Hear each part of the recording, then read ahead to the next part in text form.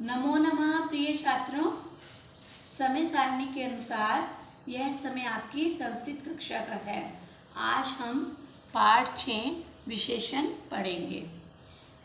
विशेषण कहते किसे हैं आपने हिंदी में शायद पढ़ा हुआ होगा। आइए संस्कृत में विशेषण की परिभाषा को जानते हैं। संज्ञा अथवा सर्वनाम शब्दों की विशेषता बताने वाले शब्दों को विशेषण कहते हैं। जैसे एषः कपोता श्वेता अस्ति, यानी कि यह कपोत कहते हैं कबूतर को, कि एषः कपोता यह कबूतर, श्वेता मतलब सफ़ेद रंग का, अस्ति मतलब है। एषः कपोता श्वेता अस्ति, यहाँ एषा शब्द जो है वो सर्वनाम है और कपोता शब्द जो है वो संज्ञा शब्द है। तो हमने परिभाषा में देखा कि संज्ञा और सर्वनाम की विशेषता को जो दर्शाता है वो विशेषण होता है।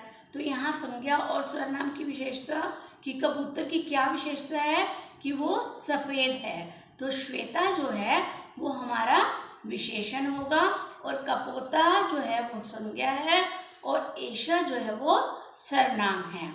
तो आपको समझ में आ गया होगा कि विशेषण जो है संज्ञा अथवा सर्वनाम शब्दों की विशेषता बताने वाले शब्दों को कहा जाता है। विशेषण के बाद एक शब्द आता है विशेष्य। आप लोगों ने शायद इसका भी नाम सुना होगा। विशेष्य वे होते हैं जिनसे हमें किसी की विशेषता पता चलती है, जैसे कि जिसकी विशेषता बताई जाती है वह विशेष्य है।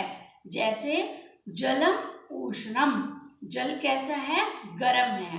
तो ये वैसे जो है जो विशेष्य शब्द होते हैं वो संज्ञा या सर्वनाम शब्द ही होते हैं। इसके अलावा देखिए कलिका कोमला। अब कली की क्या विशेषता है कि वो कोमल है, तो कोमला हमारा विशेषण होगा और जिसकी विशेषता बताई जाती है, किसकी विशेषता बताई जा रही है, कलिका की, कली की, तो कलिका हमारा विशेष्य होगा। इसके अतिरिक्त विशेषण में कुछ और बातों का भी ध्यान रखना होता है। जैसे विशेष्य का जो विभक्ति, लिंग एवं वचन होता है, विशेषण का भी वही विभक्ति, लिंग एवं वचन होता है। जैसे पुल्लिंग में हमने कहा नीला मेघ आकाशे संचरति। नीला मतलब नीले रंग के, मेघा मतलब बादल, आकाशे मतलब आकाश में, संचरती मतलब संचरण करते हैं, यानी कि नीला मेघा।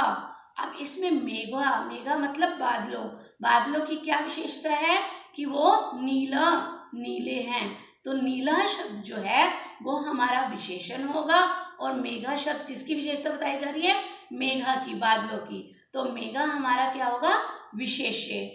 इसमें जो ध्यान देने योग्य बात है वो ये है कि नीला शब्द जो विशेषण है वो पुल्लिंग रूप का है, इसीलिए इसके साथ जो विशेषण होगा वो भी पुल्लिंग रूप में होगा।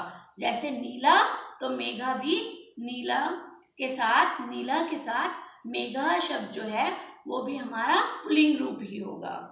फिर दूसरे नंबर पर आते हैं हमारे स्त्रीलिंग शब्द। स्त्रीलिंग शब्दों में जिस रूप का हम प्रयोग विशेषण के लिए करेंगे वही हमारा विशेष्य भी होगा। यानी कि अगर विशेषण हमारा स्त्रीलिंग है तो हमारा विशेष्य भी स्त्रीलिंग ही होगा। जैसे सुंदरी बालिका, बालिका की क्या विशेषता है कि वो सुंदर है, तो ये सुंदरी शब्द हमारा विशेषण होगा और बालिका जिसकी, किसकी, बालिका की, तो बालिका की विशेषता बताई जा रही है, तो बालिका शब्द हमारा क्या होगा, विशेष्य होगा। अब है नपुंसकलिंग शब्द।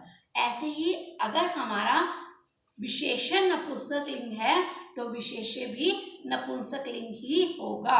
जैसे अहम मधुरम, मधुरम फलम खादामि, मैं कैसा फल खाता हूँ, मधुर, मधुर कहते हैं मीठे को, मीठा फल खाता हूँ।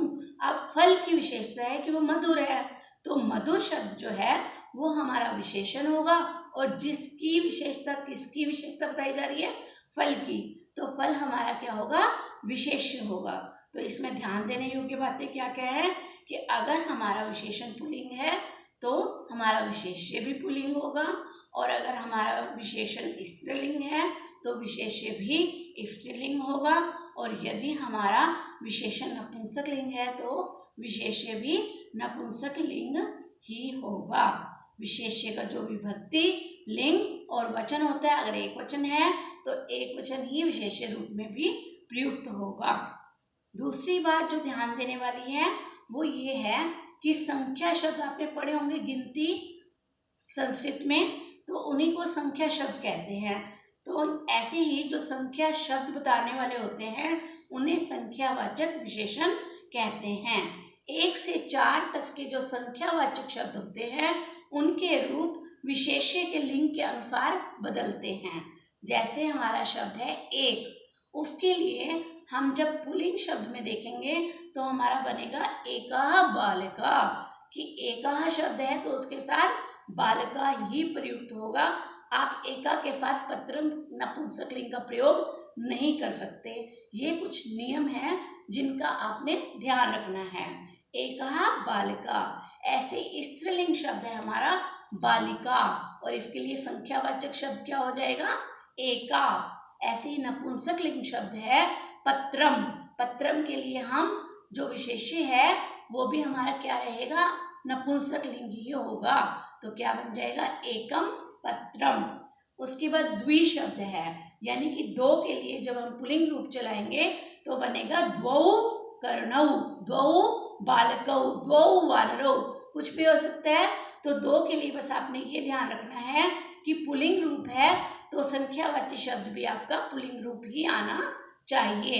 ऐसे ही दो लताएं, तो क्या हो जाएगा, स्त्रीलिंग में जब हम दो के लिए प्रयोग करेंगे तो दो के स्थान पर द्वे हो जाएगा, और लता के स्थान पर लते, क्योंकि जो है ये द्विवचन रूप है। हमने वचनों का भी ध्यान रखना है कि द्विवचन रूप का प्रयोग कर रहे हैं तो उसके अनुसार शब्द रूप चलेगा। फिर है नपुंसक लिंग, नपुंसक लिंग शब्द में आता है नयनम, और इसके लिए अगर हमने कहना है दो आंखें तो हमारा बनेगा द्वे नयने। तो हमने देखा कि दो संख्यावाचक शब्द को जब हम पुल्लिंग रूप में प्रयुक्त करेंगे तो होगा द्वौ, और स्त्रीलिंग रूप में बनेगा द्वे, और नपुंसक लिंग रूप में बनेगा द्वे। ऐसे ही तीन शब्द के लिए त्रि शब्द प्रयोग होता है, और इसको जब हम पुल्लिंग रूप में प्रयोग करेंगे तो बनेगा त्रय, तो उसके साथ हम पुल्लिंग रूप ही जो है चुनेंगे तो क्या बनेगा, त्रया वानरा, त्रया वानरा। उसके बाद स्त्रीलिंग रूप में बनेगा तिस्रः, तो स्त्रीलिंग में अगर हमने तीन कहना है तो उसके लिए हम क्या शब्द प्रयोग करेंगे, तिस्रः, तीन महिलाएं, तो तीसरा महिला।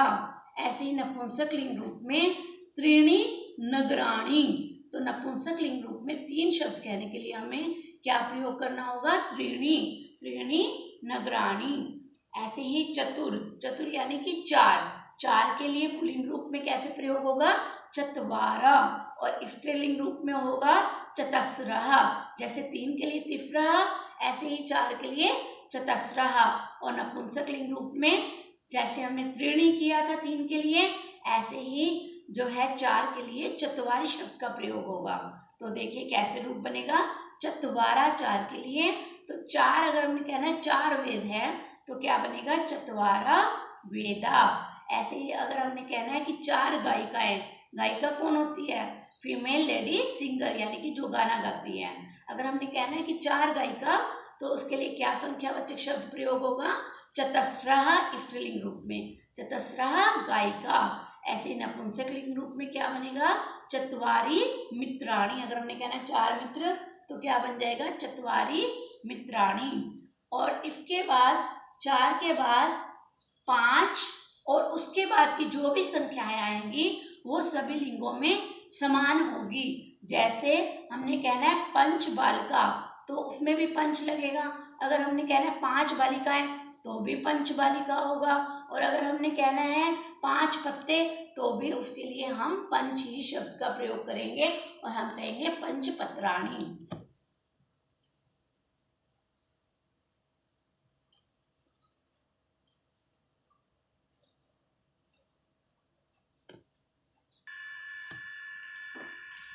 देखिए पाठ 6 विशेषण अरण्यम, अरण्यम का अर्थ होता है जंगल। भारते अनेकानि विशालानि अरण्यानि सन्ति।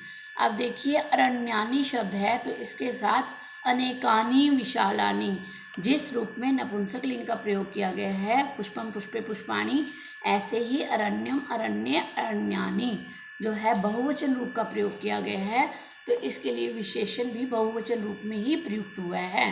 भारत में अनेक विशाल जंगल हैं, यानी कि बहुत बड़े बड़े जंगल हैं। तत्र स्थूला कृशा च वृक्षा तिष्ठन्ति। अब वृक्ष शब्द है, इसके लिए स्थूला वृक्ष अगर बहुवचन रूप में है तो स्थूला और कृशा भी बहुवचन रूप में ही होगा, विशेषण का बहुवचन रूप ही प्रयुक्त होगा। तत्र स्थूला कृशा च वृक्षा तिष्ठन्ति, वहाँ जो है स्थूल कहते हैं मोटे को, कृशा कहते हैं दुबले को, तो वहाँ जो है मोटे और पतले जो है अनेक प्रकार के वृक्ष हैं। तिक्तानि मधुराणि च फलानि फलन्ति। तिक्त कहते हैं कड़वे, कड़वे और मीठे फल जो है लगते हैं। सुरभितानि पुष्पाणि च विकसन्ति। सुरभितानि यानी कि सुगंधित, पुष्पाणि मतलब फूल, विकसन्ति मतलब खिलते हैं। तो पुष्प की क्या विशेषता है? सुरभितानि, कि वो जो है सुगंधित हैं। तो इसलिए पुष्पाणि के साथ जिस रूप में बहुवचन रूप का प्रयोग हुआ है, उसी प्रकार जो विशेषण शब्द है वो भी हमने जो है किस रूप में प्रयोग किया है, वो भी हमने बहुवचन रूप में ही प्रयोग किया है। सुरभितानि पुष्पाणि च विकसन्ति। आगे है विविधा अरण्य जीवा अरण्य वसंती, कि अनेक प्रकार के जंगल के जीव जो हैं वो जंगल में रहते हैं। सबला जीवा दुर्बलान जीवान खलंती, जो बल से युक्त जीव हैं वो दुर्बल यानी कि जो कमजोर जीव हैं उनको खाते हैं। किंतु विशाला गजा कम अपि जीवम ना खादती, किंतु जो विशाल यानी कि जो बड़ा गजा कहते हैं हाथी को, हाथी है, कम अपि जीवम ना खादती, वो जो है किसी भी जीव को नहीं खाता है। स तृणम फलम न खादती, स तृणम फलम न खादती, वह घास और फल खाता है। तृणम का अर्थ होता है घास, वह जो है जीवों को नहीं खाता है, अपितु तृणम फलम च खादति, वह घास और फल खाता है। वानरः अपि पक्वानि फलानि खादन्ति, जो वानर किसको कहते हैं? बंदर को। बंदर जो है पक्वानि मतलब पके हुए, फलानी मतलब फलों को। पक्वानि विशेषण शब्द है, कैसे फल हैं? पके हुए हैं। वानर बंदर भी पके हुए फल खाते हैं। अरण्यात मनुष्यः उत्तमं काष्ठम विविधानि औषधानि च प्राप्नोति, अरण्य मतलब जंगल से मनुष्य जो है उत्तम प्रकार की, काष्ठम कहते हैं लकड़ी को, उत्तम प्रकार की लकड़ी से विविधानि मतलब अनेक प्रकार की औषधियाँ जो हैं प्राप्त होती हैं। अतः अरण्यम अतीव उपकारकम अस्ति, अतः मतलब इसलिए, अरण्यम कहते हैं जंगल को, इसलिए जंगल जो है अतीव मतलब बहुत अत्यधिक, उपकारम अस्ति बहुत अत्यधिक उपकार करने वाला होता है। उपकारम का अर्थ होता है उपकार करने वाला, उपकार का मतलब भलाई करने वाला, या जो है हमें जो चीज़ फायदा देती है। अतः अरण्यम अतीव उपकारकम अस्ति, इसलिए जंगल जो है वो बहुत ही उपकार का कार्य करते हैं, यानी कि दूसरों की भलाई का कार्य करते हैं। जैसे अभी हमने ऊपर पढ़ा उत्तमम काष्ठम, की इससे हमें लकड़ी मिलती है और वो लकड़ी से जो है अनेक प्रकार की, इसके अतिरिक्त जो है औषधियों की भी प्राप्ति होती है पेड़ों से हमें। अब इसके जो है इस पाठ 6 के कुछ शब्दार्थ हैं, इन शब्दार्थ को आपने अपनी फेयर नोटबुक में लिखना भी है और याद भी करना है। पहला है उष्णम, उष्णम का अर्थ होता है गर्म।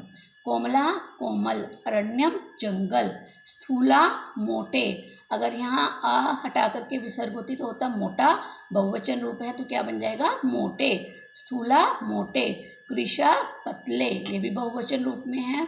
तिक्तानी कड़वे, अरण्य जीवा जंगली जानवर, सबला बलवान।